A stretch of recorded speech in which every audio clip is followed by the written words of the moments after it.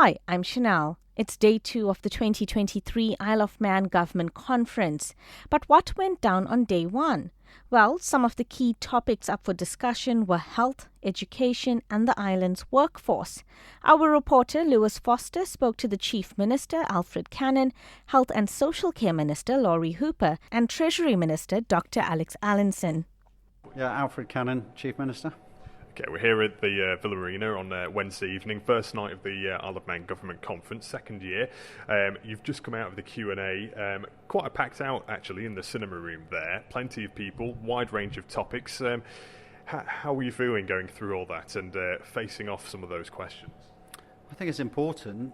It's an opportunity for different people from across the island to have a chance to speak to me, to challenge me, to question me, and rightly so. So it's part of my job to be answerable to the public, and it's good to see so many people there.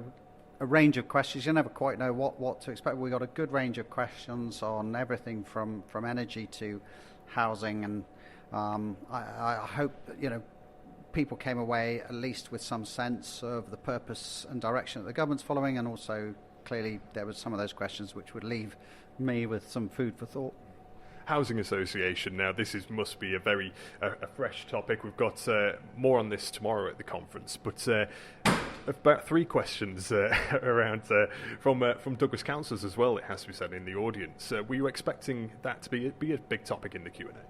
Well, I think we should really hear from the experts tomorrow about the potential for housing association. I think we've done a report now, we've commissioned this report. There's potential for us to push ahead, I think for the government to push ahead, concentrate on its own stock, but along that pathway, indeed, proviso of Tynwald support. I hope there'll be a chance to properly engage with the local authorities about the opportunities that a housing association will bring, the benefits of that. And I think what we have to do, of course, is make sure that we're putting aside sort of personal political positioning and trying to make sure we're getting the right outcomes for the whole island and for society. And I think there's a lot of evidence from what I've seen that a shift in emphasis, a shift in strategic direction, a bit more flexibility away from government bureaucracy potentially may bring significant benefits to people who are looking for who need social housing support, who need first-time buyer support, who need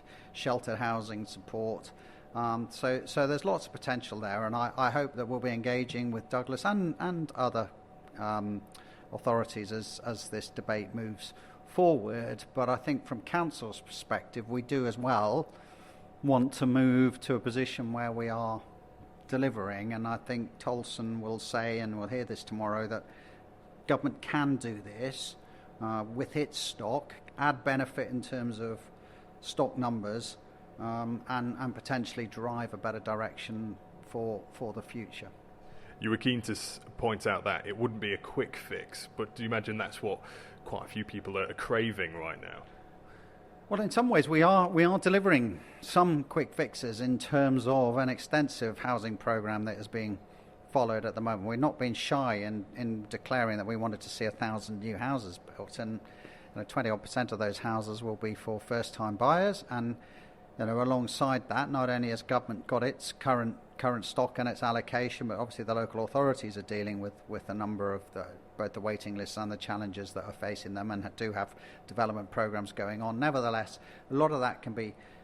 a lot more focus can be brought to that. I think a lot more financial control can be brought to that, and a lot better outcomes can be delivered. And that's what the debate we want to have in the next few weeks about the potential for a housing association. And I think for me, for council, pending Tynwald approval, there is an opportunity to start changing the thought process in terms of how housing solutions are delivered. And I want to move to talking about the population. That was something that came up time and time again, and an interesting point raised towards the end about recruitment as well, and immigration especially. When you've got testimonies like that coming from people who seemingly very close to the ground, is it surprising to you? Well, it's positive, right? So we're hearing there are lots of people wanting to come to the island, but at the moment there are some barriers to them coming. And part of our challenge is making sure that we, in the right circumstances, we get the right people here to fulfill the vacancies and give business every opportunity to succeed. And of course, alongside that brings additional benefits as well. And it's obviously not just about immigrants, just make sure we've got the right skills programs for our own people. It's still focusing on making sure that we give our young every incentive to return to the island. So it is a balance, and I'm careful. I want to be careful about sort of just saying this as a sort of complete open door, because we've got to strike the right balance. But yes, a lot of our companies have international outreach. There's a good business case for international individuals to come and live on the island and work and contribute, and so some of those barriers do need to be looked at, and we are working and do work closely with the UK in terms of trying to make sure and understand what pathways are available for people who want to come and make a proper economic contribution to our society. You mentioned at the very start of the session as well that these types of sessions and conferences aim to reach all areas of the society on the Isle of Man. Are you confident, given the demographics in the room as well, that we're going some way towards that? That was a good mix of people, and there's obviously limitations. Not everybody can come out on a Wednesday evening. Lots of people have lots of different commitments, lots of travel commitments. It's not perfect. I think part of what we're trying to do is to evolve and develop this conference concept, if you like, and to try and find the right space to reach out to allow as many people who want the opportunity to engage to have that opportunity. But look, for the 100 or so people that were in the room, forgive me if that's a slightly wrong figure, but I reckon it's probably 100 or so. Hopefully it was a good chance for them to question me, and I hope they got something out of it. And going forward, for those that didn't get their questions answered, there was quite a few rushed through towards the end. What advice would you give? It can't be a case of wait till the next conference. No, well, I mean, politicians, including myself, are very accessible these days. I get lots of emails in from people asking questions or wanting to express views and opinions, and I try to be available. I mean, it's easier to try and find me at constituency events, but look, if people are really keen to put a question to me, then I suggest they try and reach out and either telephone my office or email me, and we will do our best to make sure they get an answer from me. And you had people there tonight questioning the government's motives around climate change commitments, pointing to the previous administration, which of course you were a part of. What's your main takeaway, do you think, from tonight's session? Well, there's such a broad variety of questions. I think, clearly individuals, you have to accept that some of the questions are reflected more broadly throughout society. So I understand there's concern about island infrastructure, delivery of services in some of our key areas, particularly health and waiting lists, and overspends from government capital projects, and we're conscious of those. And I think partly this is the challenge for us. We need to push ahead. We need to put the island into a better place. I think we do need to create the vibrancy, the sustainability, the security that we're talking about, and that's, can be applied in different areas. And we've got this big sort of transition challenge around climate change and energy. People have varying views on that.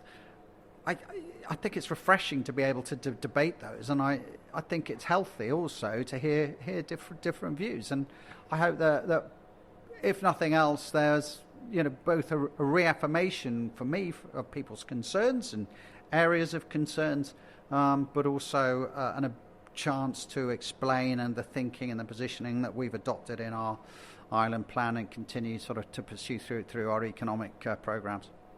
Was it what you expected? Yeah, I mean, you never know quite what to expect when you go into a room and you get a very mixed audience. And it was good to have a lot of people there, and cinema was pretty much full. And as I said, healthy range of questions, and it's good to have that opportunity. And just on a quick tangent, if I can, we mentioned about this UK announcement today regarding vehicles, a very specific line of climate change commitments, but you were saying about how it will affect the Isle of Man potentially. Well, the announcement's made at 4:30. It's what are we now, 7:30ish in the evening.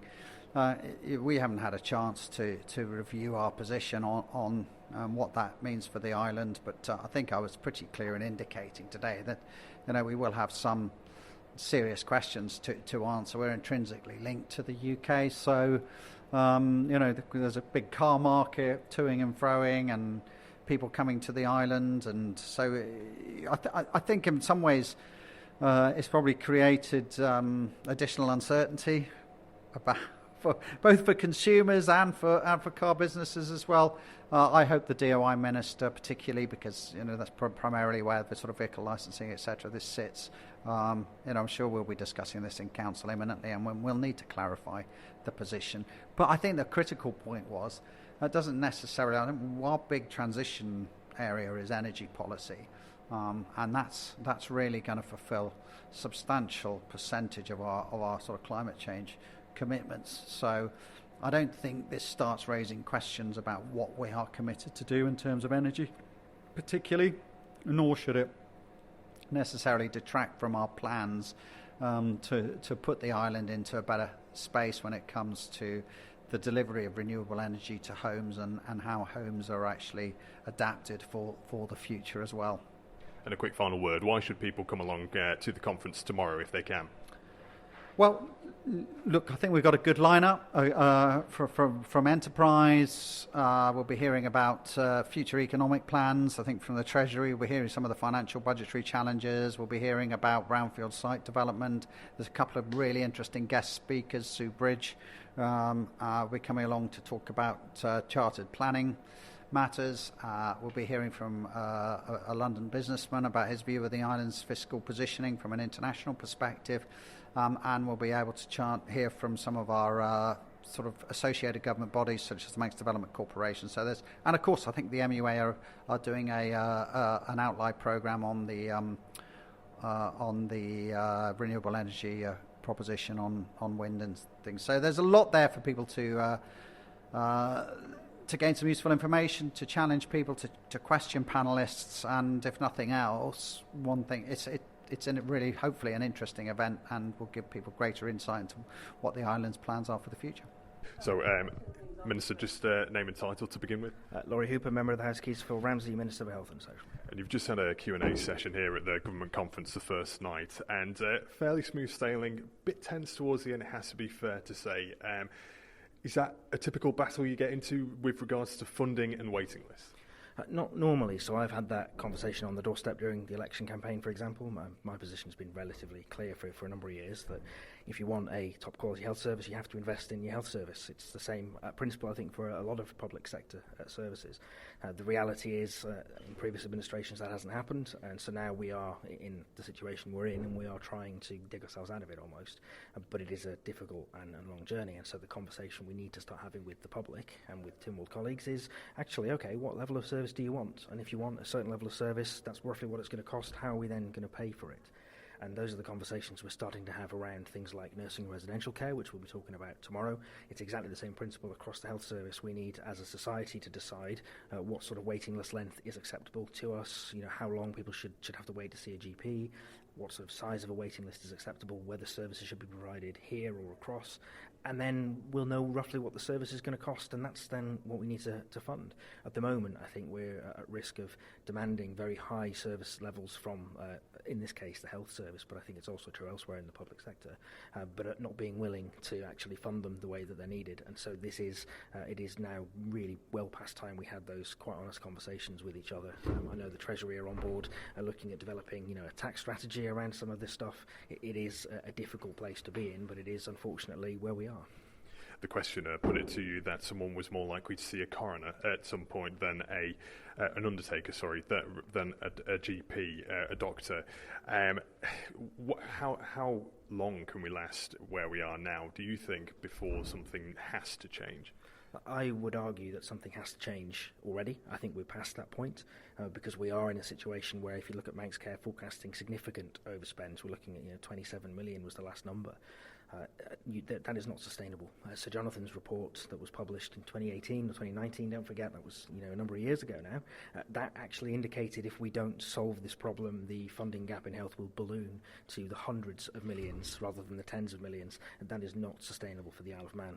If we don't tackle this now, it is a problem that should have been tackled. I appreciate COVID did get in the way somewhat for the last administration, but if we don't tackle this problem now, we are handing this significant issue over to the next generation, and that is not a position I want to be in. And in terms of where we are, the government conference, do you appreciate this level of engagement and being able to be put in positions like that where for the public that are in attendance and the other members of the government as well can see what kind of comments you get on a daily basis, I imagine? Yeah, I mean, it's regular, that conversation. There was nothing new or surprising about that line of questioning. From me, myself and Dr. Allenson hold public monthly surgeries in Ramsey for our constituents. Liberal Vannin hold regular public meetings once a month, every month. So from my perspective, actually being involved and engaged with the Manx public is definitely par for the course. I really do welcome the government putting this on and actually doing this to maybe reach out to people that don't normally attend those sort of events. But the reality is this is really beneficial, I think, for everyone. So we all know we are talking about the same things, we're talking about the same issues, we're on the same page, and actually being able to have those really honest, really frank conversations with people, I can't see a downside to it. Final word, main takeaway from tonight. Well, the main takeaway from tonight is I think the problems that we're tackling are the ones that people want us to tackle by the sounds of things. We talked about quality, we talked about Manx care, we talked about funding, we talked about waiting lists. Generally, I think the questions that are being asked there are the questions that I'm getting regularly from others, from colleagues in Tynwald, from constituents, from people further afield in the island. So, yeah, no real surprises, which in some ways is very reassuring because it means we're at least dealing with the right problems. Well, the Chief Minister's been sat through his Q&A and been put to the test by members of the public here tonight at the government conference. It was your turn just now. How do you think it went? I mean, it was really interesting. I mean, one of the whole things about this conference is to have those two-way conversations. So I got asked very pointed questions about healthcare funding and how we're going to afford it to provide the services we need. I got asked about pensions and going forward in terms of the National Insurance Fund. Got asked about international taxation rules. Got asked about the way we balance our currency against pound sterling. So some really interesting questions looking at the technical nature of how Treasury works, but also talking about the politics as well. And in terms of engagement, how effective do you think these kind of Q&A sessions are? I think it's an opportunity for people to confront politicians face to face with things that they're not happy about, things that they're curious about, or things that they want to learn more about. This isn't the only way we interact with people. We do lots of conversations, consultations, but I think this is a very honest and open way of answering those questions. There's no script, there's no filters, there's no necessarily some bodyguards there. It's that immediacy of politics on the Isle of Man that I think we really should cherish and really should build on going forward. And you were discussing the various strategies included in the Island Plan and how especially you're going to afford all them. I think, did you sense some sympathy from the audience with the amount that you have on Treasury's plate? Yeah, again, Tynwald is representative of the people. We have a very diverse population here with very different needs and priorities. Part of Treasury's role is prioritising where we spend the money, because we have a finite resource here in terms of the budget, and we can't make sure that we put all the money in for everyone's wishes. What I'd like to think we do is we explain why we're prioritising one strategy necessarily over another, how we are committed to making sure those strategies deliver. Sometimes that's not just more money, it's working in a smarter way. But I think the questions were quite right, and that's something that both Treasury and the Council of Ministers are working on as we speak, because we are now at the point in this administration of delivering on these strategies and making sure people can see the benefit of some of the promises we made, particularly last year at the first conference.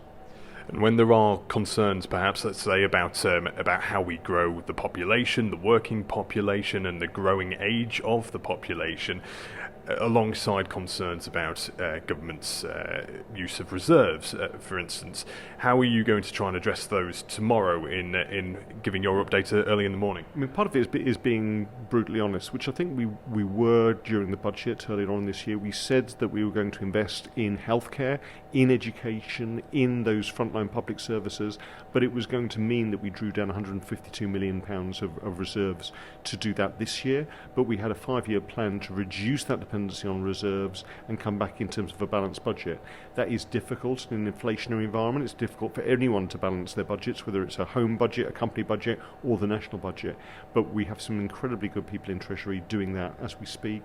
And certainly when we're looking, now we're halfway through the financial year, at the way we're spending money, we're actually holding individual departments to account and trying to get them back on track, trying to get them back on budget, even though we appreciate that inflation and increasing wages are putting a strain on that. You had one eye on the health minister. Of course, we had the CEO of Manx Care in the room as well. In terms of health, as far as you see it, is it affordable? Is there any solution? You say you can't just throw money at health because it will be absorbed. Again, it comes down to that delivery.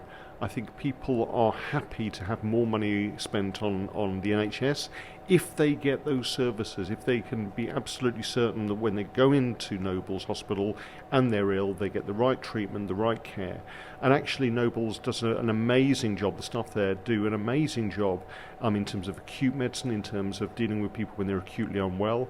And we are doing some serious work in terms of reducing the waiting list for elective operations, particularly eyes and cataracts, but also hip replacements as well. And I know that from my constituents, that they are seeing an improvement in the services provided.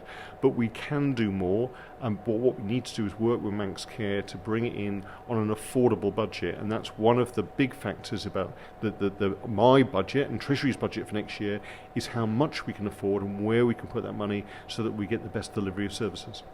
Main takeaway from tonight and your Q&A session? I think people here are engaged, they want to know, they want to understand how government works, and I think they respect some of the openness that we're trying to present. But again, this isn't just a once a year thing, this is just a manifestation of what happens right the way through the year in terms of trying to be open with the people of the Isle of Man, whilst government needs to make some very difficult decisions sometimes on their behalf. Why should someone come along tomorrow?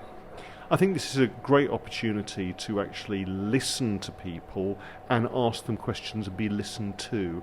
And it's not just politicians. I was today on the main stage with 2 head teachers and somebody who runs a childcare business, talking to people who are actually providing the services and some of the politicians who develop some of the policies and strategies that we've been talking about. I think is a really valuable time for people to understand but also question.